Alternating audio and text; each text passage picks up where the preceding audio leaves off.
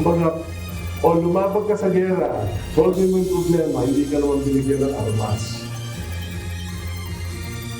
Mas malalim na dahilan ng pag-alis sa Independent Commission for Infrastructure, ipinahayag ni dating Commissioner Rogelio Babe Singson.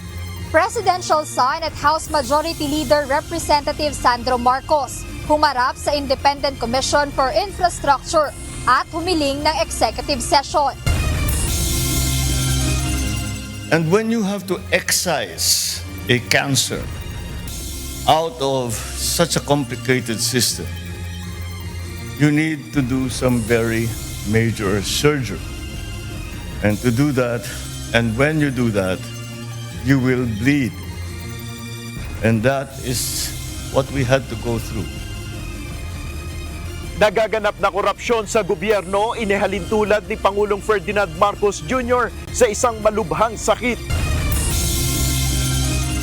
Mga panukalang amyenda ng ilang senador sa 2026 budget, target tapusin ngayong araw ayon kay Senate President Vicente Soto III. Ang matitiyak naman natin sa ating mga prospective bidders, nagkaroon na po tayo ng adjustment sa ating minimum floor price at sana sa pagbaba natin ng presyong ito ay makahikaya tayo ng mas maraming bidders na mag-participate at nang sa ganun ay ma-generate na natin yung revenue kinakailangan natin. Ilang luxury cars ng mag-asawang Curly at Sara Diskaya na isusubas sa bukas, ibinagsak na ang presyo.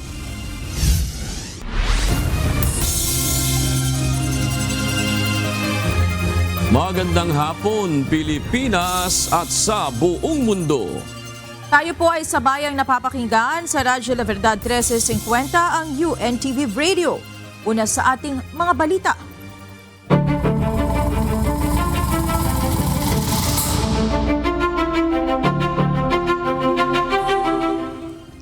Dumating ngayong araw sa tanggapan na Independent Commission for Infrastructure o ICI si Presidential son at House Majority Leader Representative Sandro Marcos. Kasunod ito ng kanyang naging pahayag noong nakaraang linggo na handa siyang humarap at tumulong sa investigasyon sa anomalya sa flood control projects. Ito ang balita ni Jed Neresina live. Magandang hapon, Jed. Pumayag ba si Congressman Marcos na i-livestream ang kanyang pagharap sa komisyon?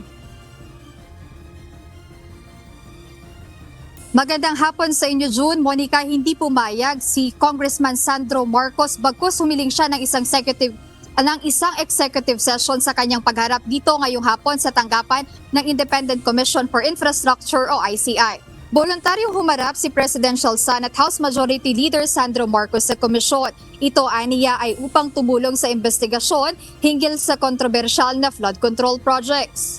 I would just like to say I came here on a voluntary basis so I could help the ICI in their investigation.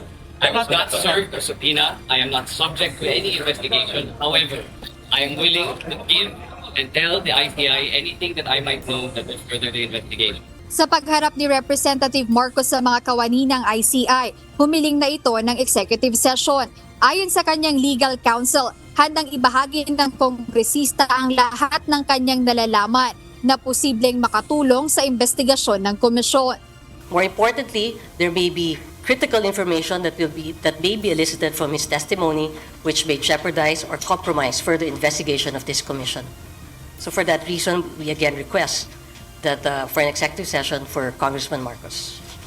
Maaaring may mga kritikal na impormasyon mula sa mga testimonya ng mambabatas na posibleng makaapekto sa impormasyon o sa investigasyon. Ang nasabing request ay naaprobahan ng komisyon kaya pinutol na rin ang kanilang live stream. Samantala pagkatapos ng pagdinib, ay humarap muli sa media at nagbigay ng pahayag ang presidential son. Kinumpirma niya na kasama sa naitanong sa kanya ng komisyon ay tungkol sa mga alegasyon ni dating Ako Bicol Party List Representative Zaldico. And I will just repeat my statement that it's pure fabrication and pure lies. It's one that it's a move that reeks of desperation. It's a political ploy. And I've already attributed it to attempts at destabilization of the government. Itininggan niya rin tungkol sa umano'y budget insertions o mga iligal na pagpasok ng pondo sa pambansang budget. First of all, the executive has nothing to do with the legislative. And secondly, the allegations are untrue. I did not do any such a thing.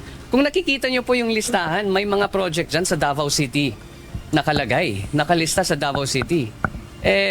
Alam naman natin sino nakatira doon, ba't pa ako maglalagay ng projects doon? Sana naman pag-aralan nila ng mabuti. But in any case, it's really not worth it. It's like I said, it's just an attempt.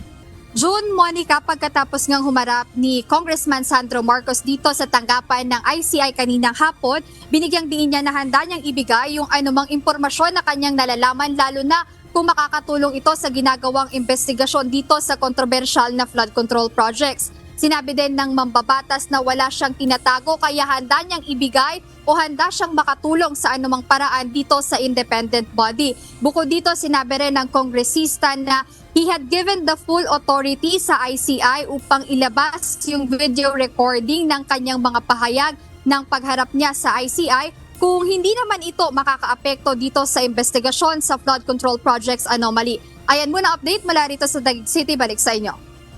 Maraming salamat, Jed Neresina. Tinuligsa ni Davao City 1st District Representative Paulo Pulong Duterte ang investigasyon ng Independent Commission for Infrastructure ICI na anya ay nagsisilbing propaganda machinery ng palasyo laban sa mga hindi kaalyado ng administrasyon. Paglilinaw ng kongresista, ang pagtanggi niya sa imbitasyon ng ICI ay hindi pag-atras sa investigasyon, kundi pag-iwas lamang na makilahok sa isang anyay scripted circus na kunwaring nag-iimbestiga. Binigyan din niya na bukas ang lahat ng record at maaaring kunin ng ICI ang dokumento at ihambing sa aktwal na proyekto. Hindi rin anya siya bahagi ng Appropriations Committee o kasali sa pag-disburse ng pondo at implementasyon ng mga proyekto, kaya wala siyang dahilan para dumalo sa investigasyon ng ICI. Tinawag niyang bitag o trap ang pagpilit sa kanyang dumalo sa ICI inquiry at iginiit na hindi kailanman papagamit sa political drama ng sinuman. Inihalin tulad ni Pangulong Ferdinand Marcos Jr. ang korupsyon sa gobyerno sa isang malalang sakit. Nangako naman si Pangulong Marcos na gagamutin niya ito sa natitirang ilang taon ng kanyang administrasyon. Ito ang balita ni Nel Maribuhok. And when you have to excise a cancer out of such a complicated system, you need to do some very major surgery. And to do that, and when you do that, you will bleed. And that is what we had to go through. Kanser na mahirap gamutin kung ituring ni Pangulong Ferdinand Marcos Jr. ang nagaganap na korupsyon sa gobyerno. Ayon sa Pangulo, gaya ng sakit na ito, kailangan dumaan sa komplikado at masakit na proseso bago tuluyang gumaling. Ganito inilarawan ni PBBM ang pagsisikap ng kanyang administrasyon na linisin ang korupsyon sa pamahalaan. Sa gitna ito ng patuloy na isinasagawang investigasyon sa flood control projects anomaly. Ayon kay Pangulong Marcos Jr., kailangan may magsakripisyo sa laban na ito ng pamahalaan kontra korupsyon at kung hindi ay magpapatuloy lamang ang maling gawain na ito sa mga susunod pang mga taon. I'm sorry that the people suffered because of it, but it had to be done. Otherwise, we would do things the same way that we have always done, that the things that we have discovered that have been being done for the last 3 decades will just continue. Binigyan diin ni PBBM, kailangang harapin ang mahirap na hamon na ito. So, we have to go through that pain, go through the difficulty, go through the anguish that the country is going through now. But we are Filipinos. We may be bleeding now, but we will also heal very, very quickly.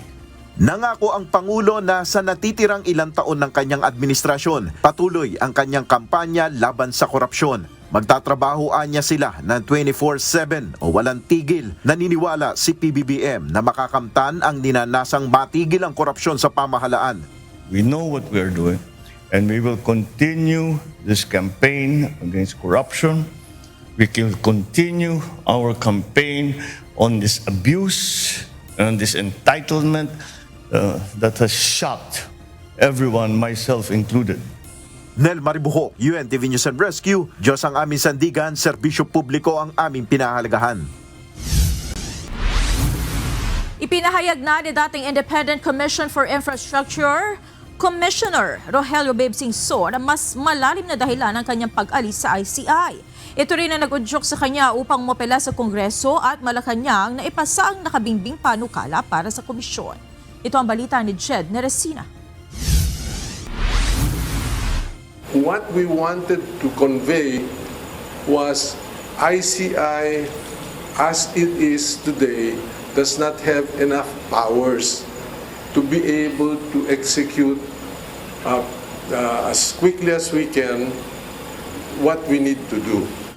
Kawalan ng sapat na kapangyarihan at pondo ang ilan pa sa mga dahilan ng pagbibitiw ni dating Public Works and Highway Secretary Rogelio Babe Singson bilang Commissioner ng Independent Commission for Infrastructure o ICI. Sa kanyang pagharap sa media, isang araw matapos ipahayag ang kanyang resignation, sinabi nito na mistula silang mga sundalong humaharap sa gera na walang sapat na sandata. Lumabas yung ICI 94, PO 94. Walang budget. Okay. Kumbaga, lumabag ka sa gera, solve mo yung problema, hindi ka naman binigyan ng armas. Ano nangyari sa'yo? Di nakatiwangwang ka. You cannot defend yourself. You have no powers. Mag-imbita ka kung ayaw pumunta. Wala ka nang magagawa. You don't even have subpoena powers. Gusto mong huwag paalisin ang isang tao. We don't have that. We have to go to court for a whole departure order. Anong nangyari? Nakaalis. Sisisihin pa kami doon. Bunsod nito na nawagan si Singson sa mga miyembro ng Kongreso na ipasa na o madaliin ang panukalang batas na lilikha ng Independent People's Commission na may mas matibay na kapangyarihan at otoridad kumpara sa kasalukuyang kakayahan ng ICI. The burden of this problem cannot rely solely on ICI. We need a strong support from the Office of the President. We need strong support from both houses of Congress. Otherwise, on its own, without the necessary powers, unfortunately, it will not move as fast as we want to. Muling binigyang diin ni Singson na hindi ICI ang magpapakulong sa kung sino mang dawit sa kontrobersyal na flood control projects. Paliwanag niya na ang trabaho ng ICI ay ihanda ang mga dokumentong maaaring magamit ng Office of the Ombudsman sa pagsasampa ng mga kaukulang kaso sa Sandigan Bayan. Walang kapangyarihan ng independent body para magawa ang lahat ng hiling at panawagan ng publiko. Bukod sa kakulangan sa kapangyarihan, kinakailangan din ng ICI ayon kay Singson ng mga taong susuri sa kahon-kahon ng dokumentong kanilang natatanggap na may kaugnayan sa flood control projects. Sinabi naman ni DPWH Secretary Vince Dizon na bukas at handa si Singson na tulungan sila sa pagpapatupad ng Flood Control Master Plan na sinimulan niya noong siya ay nanunungkulan bilang Public Works Chief. Gusto na niyang i-devote yung kanyang expertise sa pagtutulong sa DPWH sa pag-implement ng mga project ng tama. Specifically, ang sabi niya sa akin, gusto niya niyang tulungan si Presidente sa pag-implement nung 18 Major River System Master Plan for flood mitigation na sinimulan niya nung siya ay DPWH Secretary na unfortunately hindi na-implement. So specifically sinabi niya sa akin, sinabi din niya alam ko sa ating Pangulo na yun ang gusto talaga niyang ibigay ang kanyang expertise, lalo na ngayon na ibigay na niya yung kanyang expertise sa ICI. So yun ang usapan namin several weeks ago.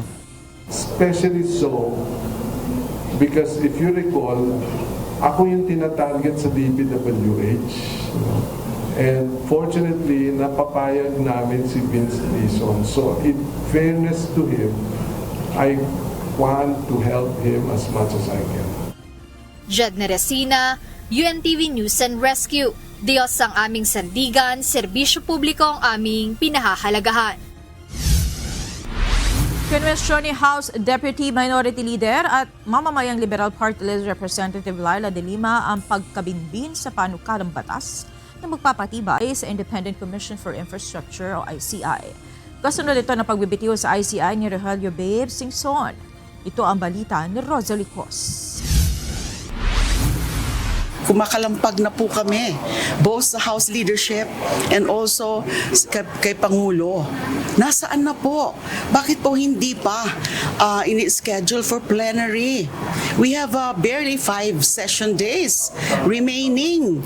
May sapat pa bang panahon? Duda si House Deputy Minority Leader at mamayang Liberal Party List Representative Leila de Lima na maipapasa pa ang mga panukalang batas na magbibigay ngipin sa Independent Commission for Infrastructure o ICI bago matapos ang taong 2025. Ito ay kung hindi pa matatalakay sa plenaryo ng Kamara sa susunod na linggo. Tapos nang dinggin sa House Committee on Government Reorganization ang legislative measures nito. Subalit kailangan pang dumaan sa House Appropriations Panel para sa appropriation provision ng komisyon. Bunsod nito, muling nanawagan ng kongresista sa liderato ng 2 kapulungan ng Kongreso at maging kay Pangulong Ferdinand Marcos Jr. na pabilisin na ang proseso sa pamamagitan ng pag-certify as urgent sa panukalang batas. Isa ang kongresista sa mga pangunahing may akda ng panukalang batas na magbibigay ng mas malawak na investigative at subpoena powers sa Independent Commission. So I don't know. What's wrong? What's happening? What's the reason for that? Na hindi na dapat siyang pinapatagal. Hindi na kaya ng ICI. Every day that passes na wala pa yan sa plenary, the less ang chances. Marang nagiging nil. If by Tuesday next week, it's not yet with the plenary, almost zero ang chances niyan. Nil, zero. Unless nga is-certify as urgent. Naniniwala rin ang kongresista na kung naisabatas na sana ang panukala, malamang hindi muna nagbitiw sa ICI si dating Public Works and Highways Chief Rogelio Babe Singson. Tiwala naman ang ilang kongresista maipapasa ng Kongreso ang panukalang magpapatibay sa ICI ngayong buwan. We have the commitment of the leadership of the House na matapos yan and will be delivered to the people in order, one of those factors to regain the trust and confidence of the Philippines. Hopefully, by next week, maisalang na po ito. If it is a commitment of Congress and the Senate, I think we have to be able to deliver within the month. Kabilang ang pagpapalakas sa ICI sa prioridad na maipasang reforma ni Speaker at Isabela 6th District Representative Faustino Borchiti III bago mag-holiday break ang Kongreso. Sa Senado naman na isailalim na sa plenaryo ang kahalintulad na panukala. Una nang sinabi ng Malacanang na welcome sa kanila ang panukalang dagdagan ng kapangyarihan ng ICI. Rosalie Cos, UNTV News and Rescue. Diyos ang aming sandigan, serbisyo publiko ang aming pinahahalagahan. Agad na tinanggap ng Korte Suprema ang entry of appearance ng Office of the Solicitor General upang ipagtanggol ang pamahalaan sa kaso kaugnay na pag-aresto at pagpapadala sa International Criminal Court kay dating Pangulong Rodrigo Duterte.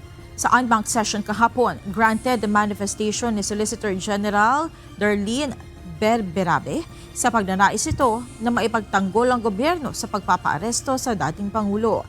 Dating tumanggi ang OCG sa panahon ni former Solicitor General Menardo Guevara na ipagtanggol ang gobyerno dahil sa paniwalang wala ng jurisdiction ng ICC sa Pilipinas kaya hindi maaari patupad sa bansa ang arrest order nito. Sa muling pagsali ng OSG bilang abogado ng gobyerno, inaasahang mareresolba na ang naturang kaso, partikular kung illegal nga ba o hindi ang pagtakip sa dating Pangulo.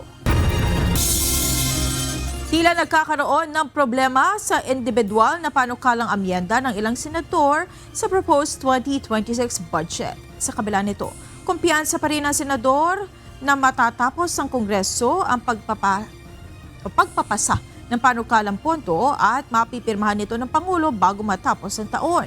Ito ang balita ni Asher Cadapan Jr. Yung mga tinatanong yung mga minority na mga members ng Senate. But then again, no, the bottom line is talagang it's an art of compromise. You have to master it somehow, especially when it comes to the budget. Hindi pa rin na ipapasa sa second reading ng Senado ang 2026 General Appropriations Bill o GAB na siyang panukalang pambansang pondo para sa susunod na taon. Ito ay habang patuloy pa rin pinag-uusapan ng mga panukalang amyenda ng mga senador. Paliwanag ni Senate President Vicente Sotto III, nais nilang panatilihin ang kamalayan ng publiko sa mga amyenda sa budget. Most of the individual amendments this time, unlike before, ay gusto namin inilalahad sa publiko yung mga individual amendments ng bawat senador. So, yung iba na pinadala lang kay Sherwin at binabasa ng aming chairman ng Finance later on, after the following day, so ina-assess ni Senator Sherwin kung ito na pwede hindi at pumapatak doon sa mga patakaran na gusto natin na ikakay transparent at accountable ang budget. So doon medyo may konting mga pinag-uusapan pa hapon. Sa gitna ng patuloy na talakayan kasabay ng period of amendments para sa proposed 2026 national budget, binigyan din ni Senate President Tito Sotto na hindi na maaaring magtagal pa ito hanggang sa susunod na linggo at dapat nang marisolba ito ngayong araw. We are confident that we will be able to finish it. Sa tulong-tulong din namin, hindi lang ang executive, kundi pati ng House of Representatives. Pagdating namin sa Vical, para hindi magkaroon ng pre-enacted budget na hindi namin papayagan sapagkat pinakamahirap, sabi nga nila, the most corrupt budget yung 2025 tapos pre-enacted. Masamang nangyayari yun, kaya hindi namin papayagan. Huwag naman, lahat ng pwedeng gawin namin para ma-apuro ito, gawin namin. Kung matatapos na rin ang period of amendments sa sesyon ng plenaryo ngayong araw, plano ng Senado na maipasa na rin sa second reading ang 2026 budget. Kasunod nito ang third reading sa Martes, December 9, alinsunod sa 3-day rule sa konstitusyon kaugnay ng pagpapasa ng panukala. Pagkatapos nito, maaari nang itakda ang Bicameral Conference Committee meeting o ang BICAM para sa pagreresolba ng mga pagkakaiba sa bersyon ng Kamara at ng Senado. Habang target na mapirmahan ang BICAM report at maratipikahan ng dalawang kapulungan ng Kongreso ang panukala sa December 17. Mula dito ay ipapasa na ang 2026 GAB sa Palasyo para mapirmahan ng Pangulo bago matapos ang taon. Asher Cadapan Jr., UNTV News and Rescue. Diyos ang aming sandigan, serbisyo publiko ang aming pinahahalagahan. Narito naman ang mga balita sa iba't ibang panig ng mundo na ihahatid ng ating global correspondent na si Mavian Dog mula sa Brisbane, Australia.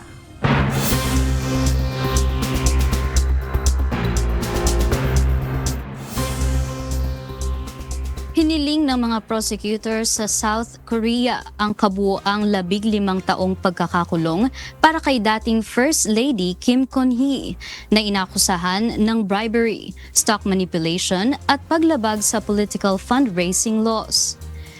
Kasabay ng paghahain ng huling argumento sa trial, inirekomenda rin ng mga prosecutors ang multa na 2 bilyong won at penalty na 940 million won upang mabawi ang umano'y iligal na kinita ng First Lady. Humingi ng tawad si Kim sa publiko, ngunit itinanggi ang anumang maling gawain kabilang ang pagtanggap ng mga luxury gifts mula sa isang simbahan. Nakatalaga ang Seoul Central District Court na maglabas ng hatol sa kaso ni Kim sa January 28, kasabay ng iba pang trial laban sa asawa nito na si former South Korean President Yoon Suk-yeol at mga kaalyado niya kaugnay ng martial law at iba pang kontrobersya. Nais nang mapaalis ni US President Donald Trump ang mga Somalian immigrants sa Estados Unidos, partikular sa estado ng Minnesota. Ayon sa kanya, walang mabuting naidulot ang mga ito sa Amerika. Ito ang balita ni Carmela Marinda. Somalians should be out of here. They've destroyed our country. And all they do is complain, complain, complain. Pinapaalis na ni US President Donald Trump ang mga Somalian immigrants sa Amerika na tinawag niyang mga basura o garbage. Ayon kay Trump, ayaw niya sa mga ito sa bansa at ikababagsak ng Amerika kung patuloy itong tatanggapin sa immigration system. Dagdag pa ng Pangulo, nasira ang Minnesota, ang estado na may pinakamalaking populasyon ng Somalian immigrants dahil sa mga ginagawa ng mga ito sa estado. So Somalia is considered by many to be the worst country on earth. I don't know. I haven't been there. I won't be there anytime soon. I hope. But what Somalia, what the Somalian people have done to Minnesota is not even believable. It's not even believable. Ang pangbabatikos ni Trump sa Somali immigrants ay sa kabila ng pagsuporta ng mga ito sa kanyang re-election campaign. Unang dumating ang majority sa mga Somalian sa US noong 1990s matapos ang civil war sa bansa.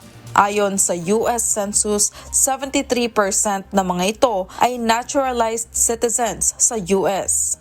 Inaasahan na sa susunod na mga panahon ang pagdami ng federal immigration agents sa estado, partikular na sa syudad ng Minneapolis kung saan mayroong halos 80,000 Somali immigrants. Carmela Marinda, UNTV News and Rescue, USA. Diyos ang aming sandigan, serbisyo publiko ang aming pinahahalagahan. Sa kabila ng bagong negosasyon sa Moscow, inihayag ni US President Trump na nais na umanong itigil ni Russian leader Vladimir Putin ang halos 4 na taon nitong digmaan sa Ukraine. Matapos ang pulong kasama ang Russia, muli nang naghahanda ang mga kinatawan ng Estados Unidos para sa panibagong round ng usapan, kasama naman ang ilang negotiator ng Kyiv. Ito ang balita ni Val Onya. He would like to end the war. That was their impression. Now, whether or not, that was their impression. Their impression was that he would like to see the war ended. Gusto nang matapos ang digmaan. Ito ang nakikitang impresyon ni US President Donald Trump kay Russian President Vladimir Putin kasunod ng naging pulong ng ilang kinatawan ng Amerika kasama ang Moscow officials para talakayin ang 28-point peace plan na isinusulong ng US na layong matigil na ang halos 4 na taong digmaan sa pagitan ng Russia at Ukraine. Ayon kay Trump, maayos ang naging pag-uusap ng mga delegado ng Amerika sa pangungunan ni Steve Witkoff at Jared Kushner kasama si Putin sa kabila ng walang nabuong malinaw na kasunduan. I can tell you that they had a reasonably good meeting with President Putin. We're going to find out. Sa kabila ng magandang feedback, aminado si Trump na kailangan pa ang mas malalim na pag-uusap para magtagumpay sa usapang pangkapayapaan. Nakatakda namang makipagpulong ang grupo ni Witkoff at Kushner kay Ukrainian negotiator Rustem Umerov sa Florida para ipagpatuloy ang usapan. Ayon sa Russian counterpart, hindi katanggap-tanggap ang ilan sa mga nilalaman ng kasunduan, lalo na ang parte ng usapan kaugnay sa ilang mga teritoryo ng Ukraine na hawak na ng Russian forces. Giit ng Moscow na nanatili itong bukas sa diplomasya, ngunit palalakasin pa ang posisyon nito habang patuloy ang pag-usad sa Eastern Front. Kasabay nito, iginiit ni Kremlin spokesperson Dmitry Peskov na handa silang magkaroon ng mas marami pang pulong para makamit ang pinal na kasunduan. Para naman sa panig ng Kyiv, binigyan diin ni Ukrainian President Volodymyr Zelensky na may nakikita na silang oportunidad para sa kapayapaan, ngunit dapat umano itong sabayan ng malakas na pressure laban sa Moscow. Зараз світ точно відчуває, що можливість закінчити війну є. І треба наявну активність в перемовинах підкріплювати тиском на Росію. Саме від такої комбінації все залежить. Конструктивна дипломатія плюс тиск na agresora. Habang nagpapatuloy ang tensyon, inanunsyo ng NATO na bibili ito ng $100 milyong na US weapons para suportahan ang depensa ng Kyiv. Nagbabala naman ng ilang bansa sa Europa na hindi sila dapat maiwan sa mga kritikal na kasunduan sa pagitan ng Washington at Moscow. Val Onia, UNTV News and Rescue. Diyos ang aming sandigan, serbisyo publiko ang aming pinahahalagahan. Sinimulan na ng Meta ang pagtanggal sa mga account ng mga batang may edad 15 taong gulang pababa sa Instagram, Facebook at Threads, isang linggo bago ipatupad ang world first Australian ban laban sa under-16 social media users sa December 10. Tinatayang 150,000 Facebook at 350,000 Instagram accounts ang maaapektuhan ng ban. Binigyang diin ng Meta na patuloy ang kanilang compliance process, kasabay ng panawagan na gawing obligasyon ng app stores ang age verification. Maaaring mag-download ng kanilang post at magsumite ng video selfie o ID ang mga teens na nais na mag-apela. Bukod sa mga platform na hawak ng Meta, kasama pa sa ban ang iba pang platforms katulad ng YouTube, TikTok, X, Snapchat, Reddit, Kick at Twitch. Iginiit ng Australian government na layon ng batas na protektahan ang Gen Alpha laban sa social media harms, kahit tinutuligsa ng mga kritiko na maaari nitong i-isolate ang youth at itulak sila sa mas hindi regulated na online spaces.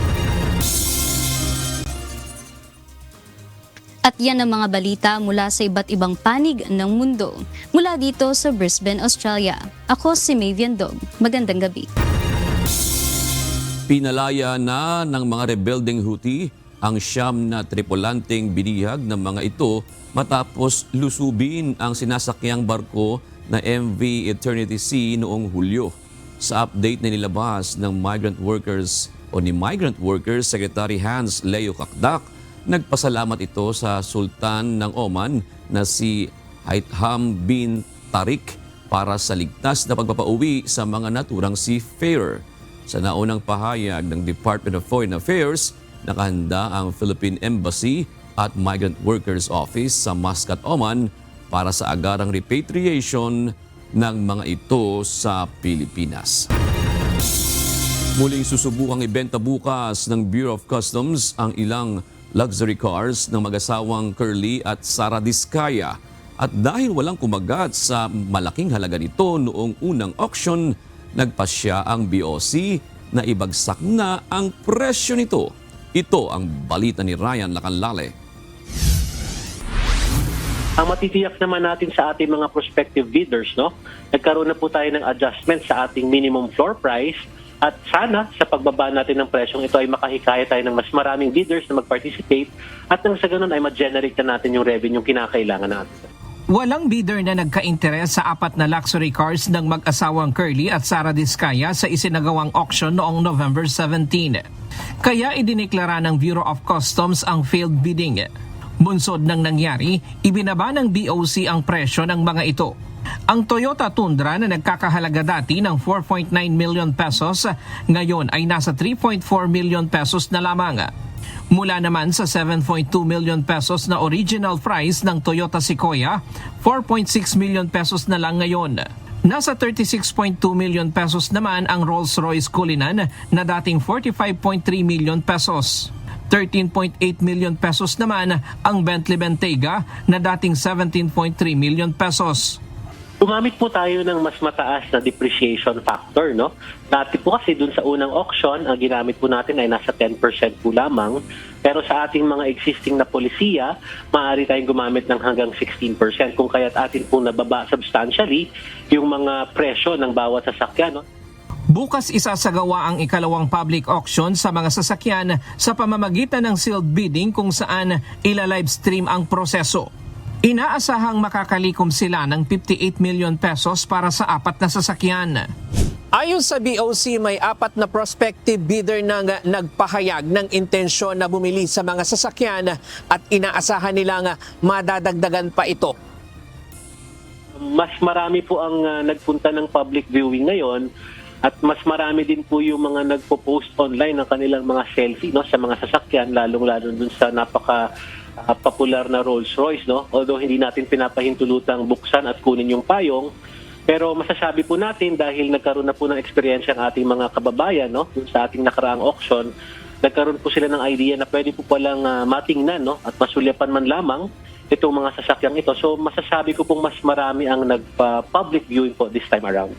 Sa unang auction, nasa mahigit 38 million pesos ang napagbentahan sa 3 sasakyan ng mga diskaya. Wala pa namang desisyon ng korte sa 6 pang natitirang sasakyan ng mga diskaya na hinatak ng BOC dahil sa questionabling papeles. Para sa BOC, ang auction ay simbolo ng pagbawi ng nakaw na pondo ng pamahalaan mula sa maanumalyang flood control projects. Ryan Lacanlale, UNTV News and Rescue. Diyos ang aming sandigan, serbisyo publiko ang aming pinahahalagahan. Iginiit ng Office of the Vice President na walang natuklasang pag-aaksaya o pagkawala ng pondo sa inilabas na 2024 audit report ng Commission on Audit. Ayon sa OVP, napag-usapan na sa exit conference kasama ang COA ang lahat ng obserbasyon at rekomendasyon na pawang mga isyong administratibo at may tugon na mula sa pamunuan. Ipinaliwanag din ito na naglabas ang COA ng unmodified opinion na nangangahulugang maayos at tama ang presentasyon ng financial statements ng tanggapan. Kabilang sa mga natukoy ng COA ang naantalang liquidation ng ilang livelihood grants, pati ang pagbaba ng travel expenses at ng bilang ng VP-SPG personnel noong 2024. Inanunsyo ng Transport Group na Manibela na magsasagawa sila ng 3 araw na transport strike mula sa December 9 hanggang 12.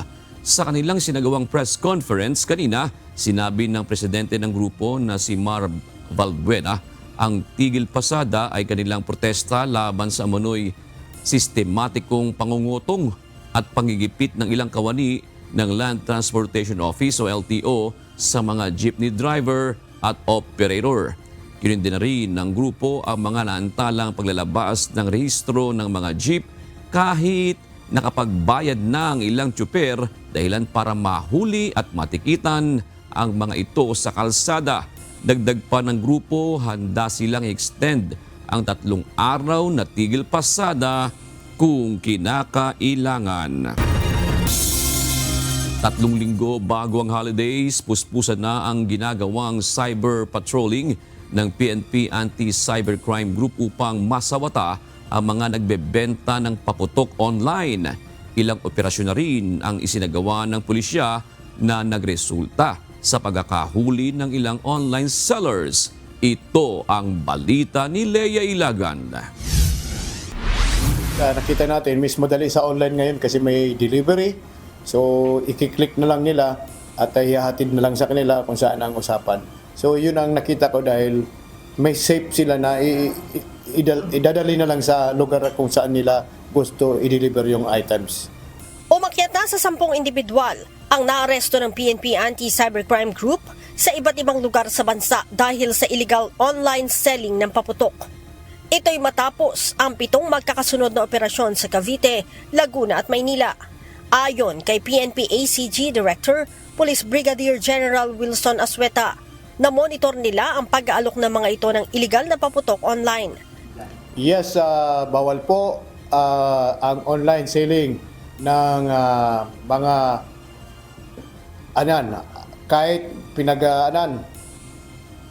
yung mga authorized at hindi. Basta online selling o paputok, regardless yan kung ay within the standard or with the authority. So, bawal po yun. So, online selling of firecrackers and pyrotechnics is prohibited under the law. Karamihan sa mga ibinibentang paputok na nakita ng ACG ay ang King Kong, kabase at tuna. Paliwanag ni Brigadier General Asweta, lubhang delikado ang pagbibenta ng paputok online dahil hindi ito dumaan sa inspeksyon ng BFP at ng DTI. Kung substandard aniya mga paputok, maaari itong magdulot ng sunog at pinsala sa katawan.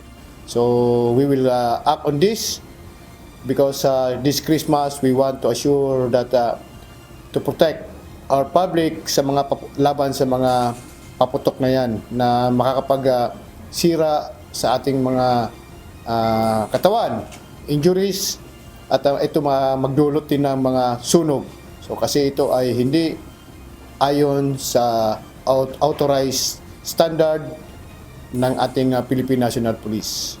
Sinabi pa ni Asweta, mahaharap ang 10 na aresto sa paglabag sa Republic Act 7183 o an act regulating the sale, manufacture, distribution, and use of firecrackers and other pyrotechnics in relation to Section 6 ng Republic Act 10175 o Cybercrime Prevention Act of 2012. Bukod sa mga nabanggit na paputok, binabantayan din ng ACG ang mga bagong ipinagbabawal na firecrackers gaya ng Zaldico at Diskaya. Dagdag ni Asweta, makikipag-ugnayan ang ACG sa mga online selling platforms upang mapigilan ang pagbebenta ng mga paputok online. Well, we have a coordination, so far pinapaabot na namin yon.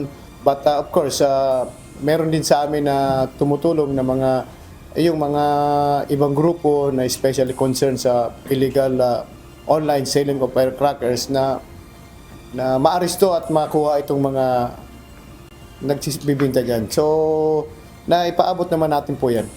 Sa ngayon, umabot na sa 800 piraso ng mga paputok na nagkakahalaga ng 75,000 pesos ang nakumpiska ng Anti-Cybercrime Group. Leia Ilagan, UNTV, News and Rescue. Diyos ang aming sandigan, serbisyo publiko ang aming pinahahalagahan. Natapos na ni-dismiss Banban Tarlac Mayor Alice Guo ang kanyang medical at laboratory examination sa loob ng Pasig City Jail. Ayon sa Bureau of Jail Management and Penology o BJMP, bahagi ito ng pre-transfer protocol bago ilipat sa Correctional Institution for Women si Guo. Oras naman na mailipat sa CIW, sa ilalim ito sa mandatory quarantine and evaluation kung panibagong medical check-up. Gayon din sa security assessment at inmate classification procedures bago dalhin sa kanyang assigned dormitory.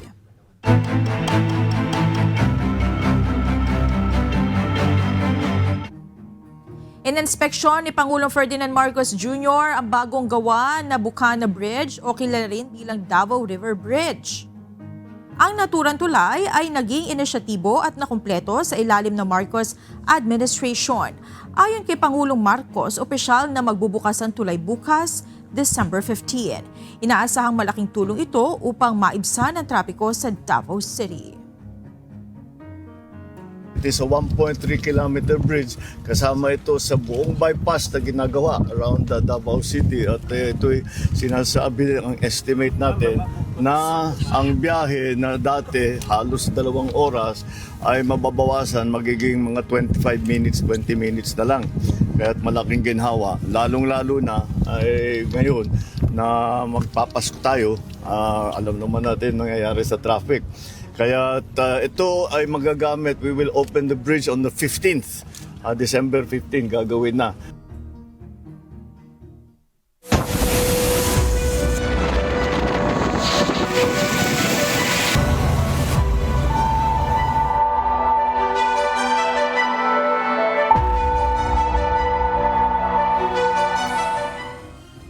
Bumagal ang takbo ng bagyong Wilma habang papalapit sa Eastern Visayas at Dinagat Islands.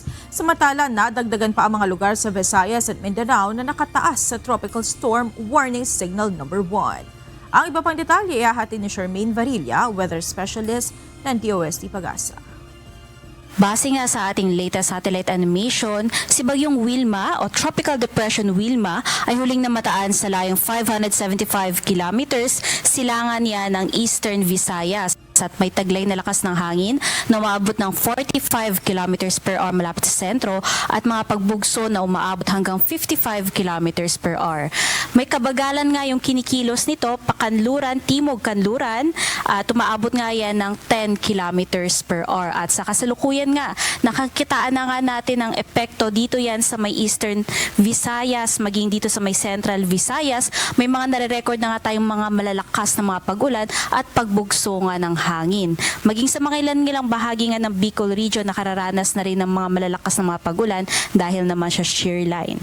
Samantalang northeast monsoon naman o hanging amihan ang siyang umiiral sa buong Luzon at dahil nga sa salubungan ng hangin galing sa northeast monsoon at hangin mula sa bagyo, nakakabuo nga yan ng shear line na maaring magdulot ng mga kalat-kalat na mga pag-ulan at pulo-pulong mga pagkidlat at pagkulog, lalong-lalo na nga dito sa may Romblon at Bicol region. Base naman sa latest forecast track ng Pag-asa, inaasahan nga natin na bukas ng hapon, malapit na nga yan dito sa may silangan ng Giwan Eastern Samar, nasa layong 105 kilometers. At inaasahan na nga natin na maaari na nga yung maglandfall dito sa may Eastern Visayas o di kaya naman sa may parte ng Dinagat Islands bukas ng hapon hanggang sa Linggo or sa Sabado ng madaling araw. At inaasahan natin pagsapit naman ng Sabado ng hapon, nasa vicinity na nga yan ng Javier Leyte. Pagsapit nga ng Sabado, nakikitaan natin na yung track niya ay mas pakanluran na nga at bahagyang bibilis. Kaya naman, pagsapit ng Linggo ng hapon, nandito na nga yan sa may coastal waters ng Hamtic Antique. Ibig sabihin, papalabas na nga yan dito sa kapuluan ng Visayas. Pagsapit naman ng Lunes ng hapon, nandito na yan banda sa may coastal waters ng San Vicente, Palawan. So, andun pa rin yung scenario natin na kung saan maaari Palawan.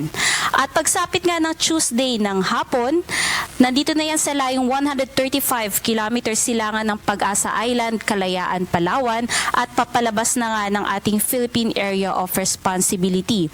Kung titingnan nga natin, medyo may katagalan yung pananatili niya dito sa loob ng ating Philippine Area of Responsibility. Kaya mag-ingat po yung ating mga kababayan dahil yung mga malalakas at mga prolonged rains po, lalong-lalo na nga sa Visayas at maging dito nga sa may Bicol region at iba pang bahagi ng Luzon, asahan po natin maaaring magdulot yan ng mga malawakang pagbaha at pagguho ng lupa.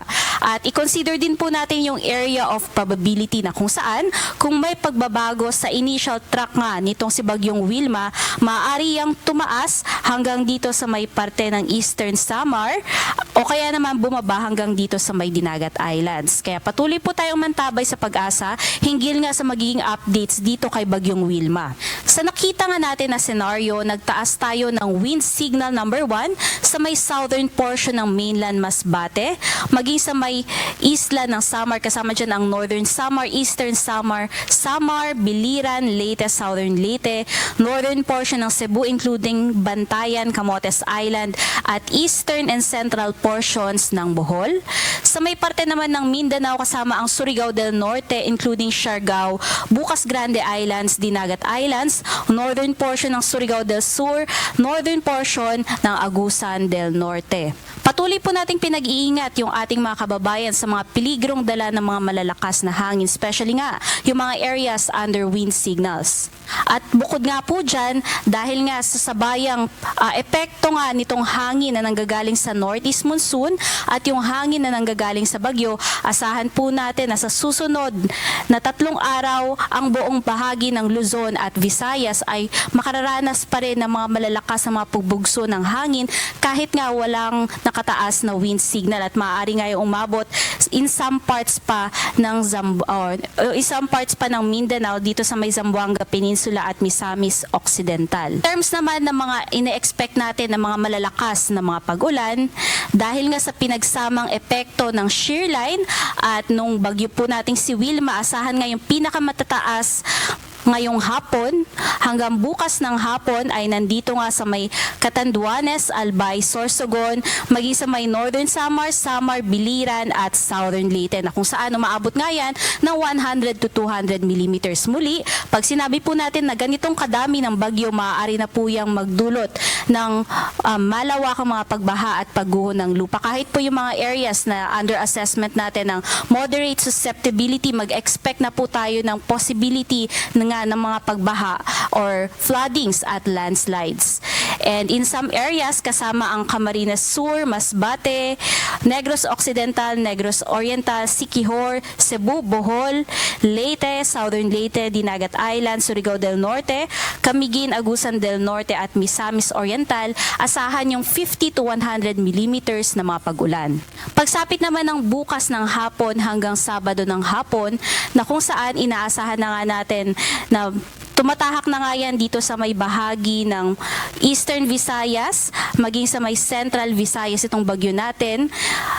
Mag-expect po tayo ng paglakas po ng shear line na kung saan mas marami na ang areas dito sa may Bicol region ang makararanas ng 100 to 200 millimeters. Kasama nga yan ang Catanduanes, Camarines Sur, Albay, Sorsogon at Masbate. At dahil sa bagyo, makararanas din ng 100 to 200 millimeters dito sa may Northern Samar, Samar, Eastern Samar, Biliran at Leyte. Ibig sabihin, for the next 2 days ay tuloy-tuloy yung mga malalakas na mga pag-ulan sa malaking bahagi ng Eastern Visayas. At dadagdag na nga din dyan yung ibang bahagi dito sa may Western Visayas na umaabot ng 50 to 100 millimeters kasama ang Aklan, Capiz, Iloilo, Antique, Guimaras, Negros Occidental, Negros Oriental, Cebu, Bohol, Southern Leyte, Dinagat Islands at Surigao del Norte. Pagsapit naman ng Sabado ng hapon hanggang Linggo ng hapon na kung saan maaari na nga yung papalabas banda dito sa may bahagi nga ng Western Visayas, inaasahan natin na although medyo humihina na yung mga paulan dito sa may Eastern Visayas, nakikita natin yung malalakas na mga pag-ulan dito sa may Luzon, umaabot nga hanggang Quezon, no? Ibig sabihin, andyan yung patuloy na paglakas nga ng ating shear line. So, 100 to 200 millimeters sa may Quezon, Marinduque, Camarines Norte, Camarines Sur, at 50 to 100 millimeters dito sa may Oriental Mindoro, Albay, Sorsogon, Catanduanes, and kasama nga din sa may 100 to 200 millimeters ang Oriental Mindoro at Romblon. Again, dala po yan ng shear line. At bukod nga dyan, yung mga pag-ulan naman na dala ng bagyo, much more nakafocus siya dito sa may bahagi ng Visayas. So, Aklan at Capiz, pinakamataas po by this time around, umaabot ng 100 to 200 millimeters and 50 to 100 millimeters sa may bahagi nga ng Northern Samar, Samar, Eastern Samar, Biliran, Leyte, Cebu, Negros Oriental, Negros Occidental, Guimaras, Antique at Iloilo.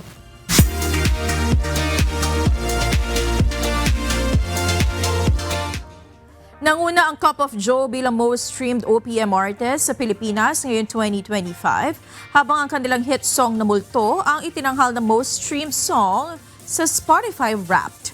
Pinangalanan din si Arthur Neri bilang most streamed male OPM artist at ang girl group na BINI bilang most streamed female OPM artist. Samantala si Taylor Swift pa rin ang overall most streamed artist sa Pilipinas na sinundan ng Cup of Joe at iba pang international acts. Inilabas ng Spotify ang 2025 Wrapped na may bagong features tulad ng listening age at clubs kung saan kinakategorize ang mga users batay sa kanilang listening profile. Samantala, bukod sa pagiging most streamed OPM artist, tinanghal din ng Billboard Philippines ang Cup of Joe bilang #1 artist ngayon 2025. Ito ay matapos manatili sa #1 spot ng Billboard Philippines, Top 100 ang kanilang kantang Multo sa loob ng 27 weeks.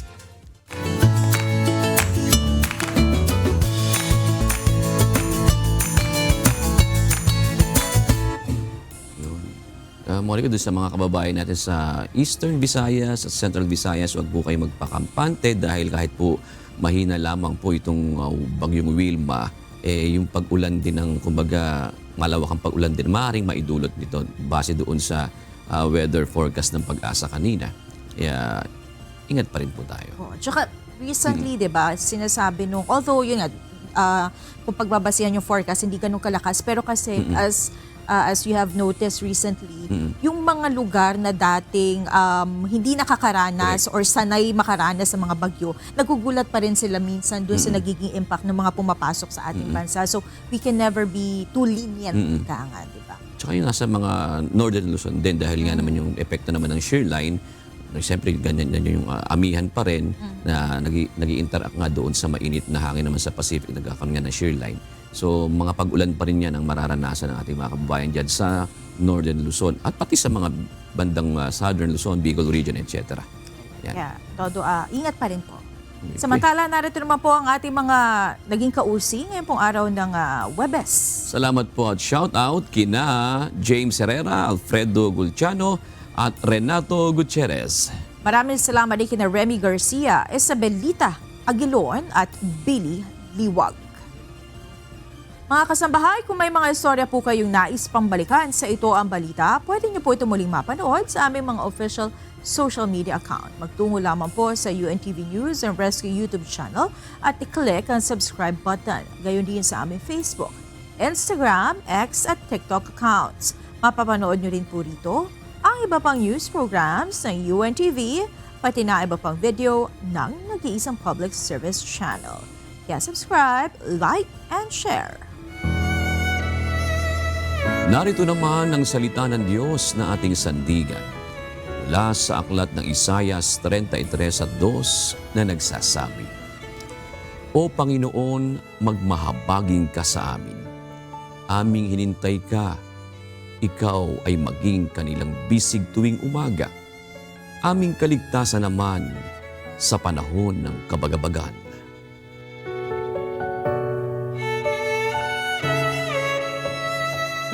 At yan ang naging kabuuan ng ating balitaan ngayong gabi. Aming inilahad ng buong katapatan kung paano namin nasaksihan.